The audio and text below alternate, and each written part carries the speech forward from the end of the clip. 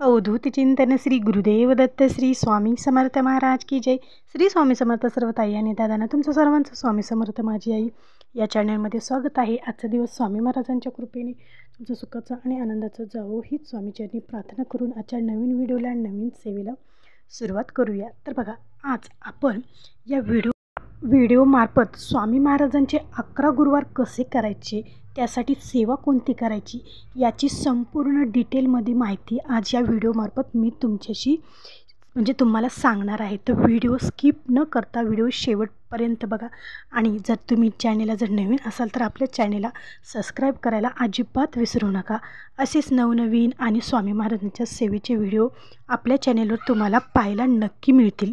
तर बघा, आता स्वामी महाराजांचे 11 गुरुवार कसे करायचे आणि त्याच्यासाठी कोणती सेवा करायची किंवा त्याचे अटी नियम काय काय आहेत हे सर्व काही मी तुम्हाला सांगणार आहे। तर बघा, स्वामी महाराजांचे 11 गुरुवार ज्यावेळेस तुम्हाला सुरुवात करायची आहे तर तुम्ही हे 11 गुरुवार कधीही सुरुवात करू शकतात।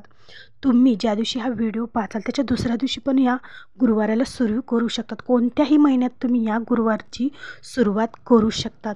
बघा, तुमची कोणतीही इच्छा असो, तुमची खूप मोठी इच्छा आहे ती पूर्ण होण्यासाठी जर तुम्ही ही सेवा करणार असाल, हे स्वामी महाराजांचे 11 गुरुवार करणार असाल तर 100% सांगते तुमची ती इच्छा पूर्ण होणार म्हणजे होणार। खूप प्रभावी ही सेवा आहे। या सेवेने तुम्हाला छान अशी प्रचिती अनुभव हा येणार म्हणजे येणारच।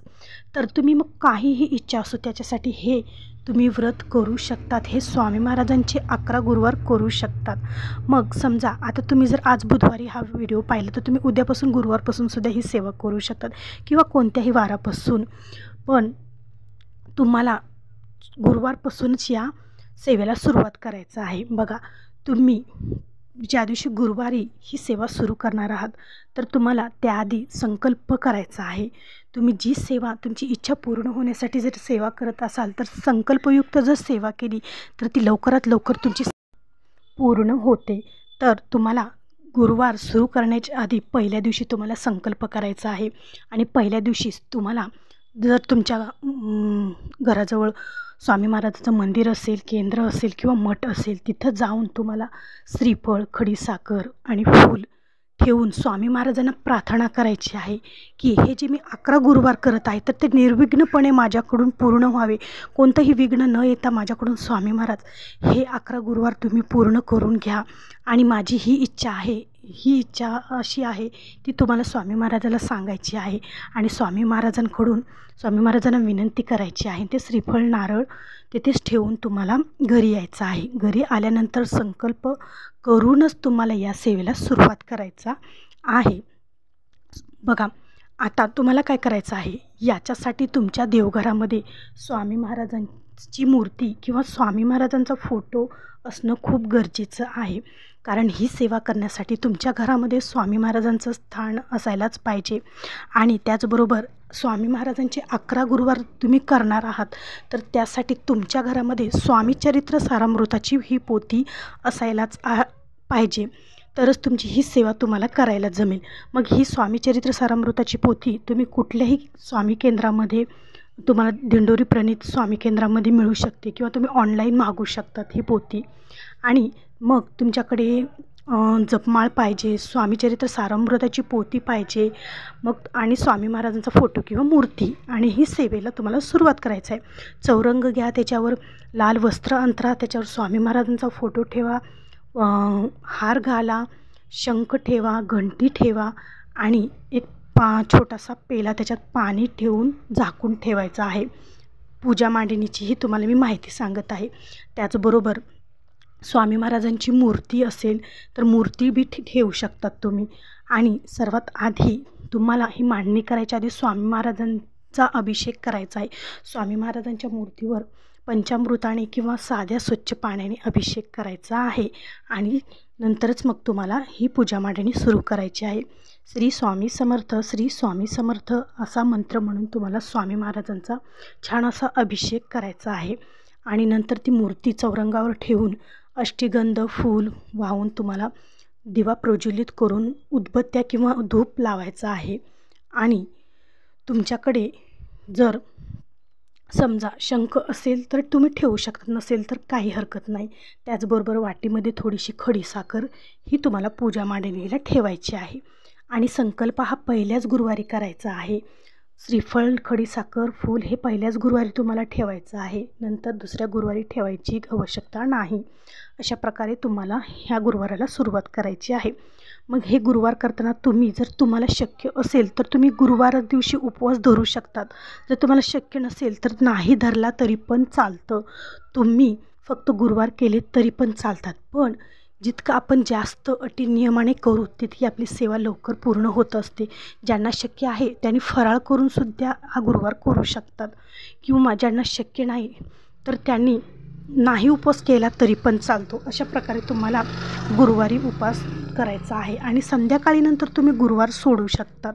अशा प्रकारे आता पूजा मांडणी झाली, सर्व काही झालं. आता सेवा कोणती करायची बघा. स्वामी चरित्र सारामृताची पोथी पाहिजे तुमच्याकडे. सर्वात आधी तुम्हाला स्वामी स्तवन म्हणायचं आहे. नंतर 11 माळी श्री स्वामी समर्थ या मंत्राचा जप करायचा आहे. बघा, 11 माळी श्री स्वामी समर्थ या मंत्राचा जप करायचा आहे. आणि स्वामी चरित्र सारामृतामध्ये 1 ते 21 अध्याय आहेत. तर हे 1 ते 21 अध्याय तुम्हाला एका बैठकीतच पठण करायचे आहेत. त्याचबरोबर तारक मंत्र 11 वेळेस तुम्हाला म्हणायचा आहे. बघा, जर तुमची लहान मुलं असतील किंवा काहीतरी अडचण आली, तुम्हाला उठावं लागत असेल, तर खूपच अडचण आली तर तुम्ही 10 अध्याय आता वाचू शकतात, बाकीचे राहिलेले अध्याय नंतर वाचू शकतात. असं 2 टप्प्यामध्ये सुद्धा तुम्ही वाचू शकतात. पण शक्य होईल तितकं एका बैठकीतच वाचण्याचा, एका बैठकीतच हे पारायण पूर्ण करण्याचा प्रयत्न करा. असं प्रत्येक गुरुवारी तुम्हाला 11 माळी श्री स्वामी समर्थ या मंत्राचा जप, 1 ते 21 अध्याय स्वामीचरित्रामधील आणि 11 वेळेस तारक मंत्र म्हणायचा आहे. अशा प्रकारे तुम्हाला ही सेवा करायची आहे. ही सेवा करून झाल्यानंतर स्वामी महाराजांची छान अशी आरती करायची आहे. सर्वात आधी गणपतीची आरती करा, नंतर स्वामी महाराजांची, नंतर दत्त महाराजांची आणि आपल्या कुलदेवतेची, अशा 4 आरत्या करायच्या आहेत. आणि जो नैवेद्य आहे तो नैवेद्य तुम्हाला स्वामी महाराजांना, जो काही गोडाधोडाचा नैवेद्य सात्विक जेवण आहे ते स्वामी महाराजांना तुम्हाला दाखवायचं आहे. आणि अशा प्रकारे गुरुवारची पूजा तुम्हाला संपन्न करायची आहे. आणि नंतर तुम्ही संध्याकाळी स्वामी महाराजांना नैवेद्य दाखवून गुरुवार सोडू शकतात. बघा, हे तुम्हाला 11 गुरुवारी अशी सर्व पूजा मांडणी करायची आहे. अशा प्रकारे उपवास करायचा आहे, अशा प्रकारे सेवा करायची आहे. आता ही सेवा झाल्यानंतर शेवटच्या दिवशी, उद्यापना दिवशी, तुमची ज्या दिवशी 11 गुरुवार आहेत त्या दिवशी, उद्यापना दिवशी तुम्हाला काय करायचं आहे.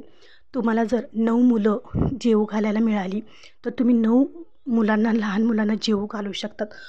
तुमच्या यथाशक्तीनुसार तुम्हाला जसं शक्य असेल तसं तुम्ही 9 मुलं जेवू घालू शकतात. किंवा कुठे तर दानधर्म मंदिरात म्हणा, कुठेतरी गरजूवंतांना दानधर्म करू शकतात. किंवा तुम्ही खूप जण जर तुम्हाला घालायचे असेल तर ते सुद्धा तुम्ही जेवू घालू शकता. तुमच्या इच्छेनुसार स्वामींच्या आवडता त्या दिवशी पदार्थ बनवा. पुरणपोळी करा, बेसनाचे लाडू करा आणि स्वामी महाराजांना छान असा नैवेद्य दाखवून स्वामी महाराजांची छान अशी शेवटचा 11 गुरुवार अशा प्रकारे तुम्हाला पूर्ण करायचे आहेत. तर असा होता आजचा व्हिडिओ. तुम्हाला जर आवडला असेल तर नक्की एक लाईक जरूर करा. आणि आपल्या जर चॅनलला नवीन असाल तर चॅनलला सबस्क्राईब करा. भेटू पुन्हाच अशा एका नवीन व्हिडिओसोबत, नवीन सेवेसोबत. तोपर्यंत सर्व ताई आणि दादांना श्री स्वामी समर्थ.